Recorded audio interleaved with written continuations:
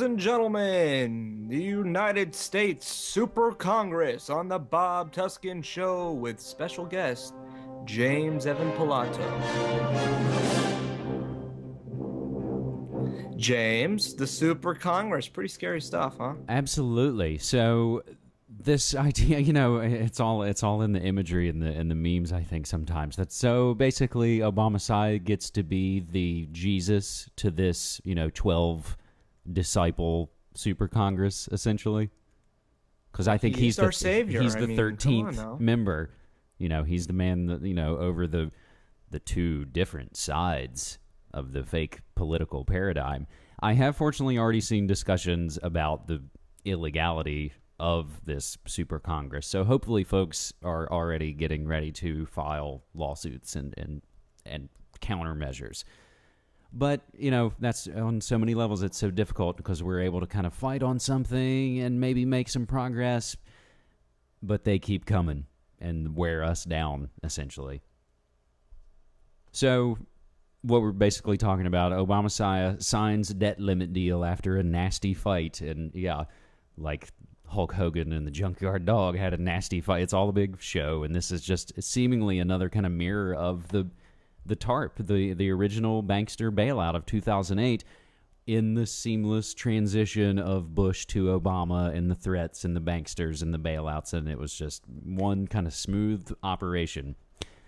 President Obama signed a hard-fought, last-minute compromise bill to avert economic catastrophe Tuesday, saying the deal to cut spending and increase the nation's $14.3 trillion debt limit marked an important first step to ensuring that as a nation, we live within our means.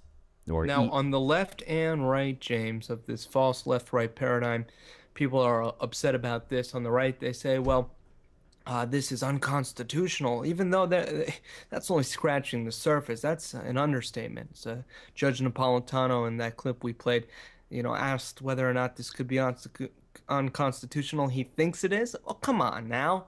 Let's get with it. Yeah, we're pretty far beyond unconstitutional. Right? With so many come things. on. So that's silly. And then on the left, they're saying, oh, well, Obama was held hostage by the GOP. He was forced to do this. He was... so people, when they're stuck in that left-right paradigm, it is a very dangerous thing, especially when you're looking at stories of importance like this whole debt ceiling discussion, because they only can see it through those eyes and they don't see the bigger picture here. And for me, one of the stories I tried to point out to folks as the hype and the psychological operation was building over the last, several weeks, but especially over the previous week or so, was the story that broke saying, that Obama was basically having backroom chatter with banksters saying, yeah, no, don't worry, we're not going to default. Basically, telling his buddies, it's like, okay, it's just, it's a show. Don't worry. This is all, it's the shell game. It's the show. They're the shadows on the wall. Sure. It's like the dog and pony show, it's the same sort of thing. And we reported, I don't know if you heard this story, this might be one for Holy Hexes. Obama was actually praying with religious scholars about the debt deal a couple weeks ago. What was that, last week? He was praying about it, James. Because, just like George Bush, he's a good Christian guy. God bless him. As long as you just mentioned holyhexes.com, I do have an article over there about the Air Force pulling their Christian-themed ethics training for nuclear officers, basically after the information and the PowerPoint presentation leaked out that they're teaching, St. Augustine and the just war theory, the Christian just war theory, as in a justified war. Stuff from the Old Testament, New Testament's quotes from ex-SS officers, and this only, got stopped because the story got broken and the news leaked out. So there is definitely there is the echoes loudly of the Crusades. We're coming up on some kind of massive, ridiculous holy war. And that's the Islamophobia or Chrislam. Have you heard that term? No, does that refer to the zealot Christians? Well, sort of the Christians that are, being accused of appeasing Islam and letting them, come speak at the church, and, we can actually work together in things that the more staunch, evangelicals basically saying, no, we can't go along with this. They've coined it Krizlam, meaning that it's like a watered down. And in a way, they're onto something, that it could be that watered down thing, basically leading us to some kind of one world religion. Where's Pastor Terry Jones when we need him?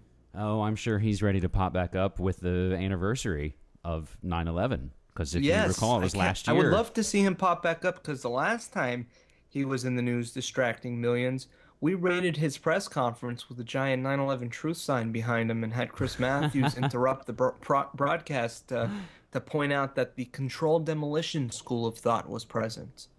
Huh. So there you go. That's fascinating. So, I was so happy to hear that nutcase was here so that I could go down there with the media frenzy and give him hell. He's from Florida, right? He's from Gainesville, yep.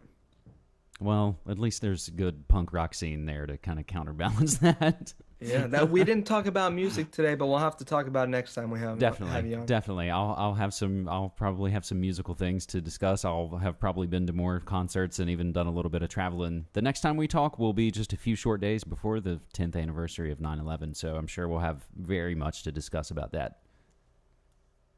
Absolutely. James, we're almost out of time. Final thoughts on anything that you like. I think, like we've said so many times, and as you and I have basically been doing these first Wednesdays in the spring and now into the summer, and that it is kind of important to just remember to enjoy life and enjoy yourself and not get too bogged down in things, and kind of take the time to meet with friends and hug and love and all of that stuff.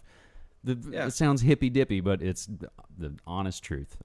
Well, from what I understand, you're not too far from some beautiful country up there in the Columbia River. Man, I really enjoyed my stay up there. I got the chance to camp with someone out there a while back, and it was beautiful. Nice. So Nice. get out and experience nature. I second what James just said. It's important. I've been going to the springs here, James. If you ever get a chance to come down, we have the most beautiful springs. And while it's 98 degrees outside with humidity, we jump into these crystal clear springs that are 72 degrees. It's just beautiful. Well, and it's getting hot here, and I'm not a huge heat fan, and I'll admit that I do tend to hide indoors the hotter and hotter that it gets.